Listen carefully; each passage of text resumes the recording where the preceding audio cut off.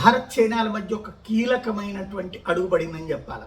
Smart ఫోన్ల తయారీ భారతదేశంలోకి start కాకముందు చైనా నెంబర్ 1గా ఉంది. స్టార్ట్ అయ్యాక నిదానంగా మనం పెంచుకుంటూ పోయాం.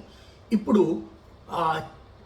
అమెరికాలో స్మార్ట్ ఫోన్స్ ఇదివరకు మేక్ ఇన్ చైనావి అత్యధికంగా కనబడేది. ఇప్పుడు మేక్ ఇన్ ఇండియా ఎక్కువగా కనబడుతున్నాయి.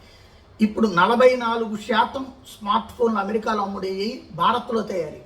ఇదివరకు ఆ 44% చైనా ఉండేది. ఇప్పుడు చైనా ఫోన్లు అమెరికాలో 25% మాత్రమే అమ్ముడుపోతున్నాయి. అంటే చైనాలో ఉన్నటువంటి స్మార్ట్ ఫోన్ తయారీ కంపెనీలు ఇండియాలోకి వచ్చేయడం, వాటిని ఇక్కడ ప్రోత్సహించడంతో ప్రారంభమైనటువంటిది కాస్త సీరియస్గా నడుస్తుంది.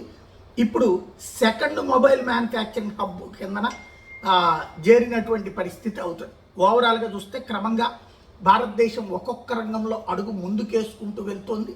చైనాని దాటడానికి ఇంకా టైం పడుతుంది, చాలా టైం పడుతుంది. బట్ పబ్లిక్ అందరూ కోఆపరేట్ చేస్తే వేగం పెరుగుతుందో 10 ఏళ్లలో మనం సెటరేట్ చేయొచ్చు వాళ్ళని.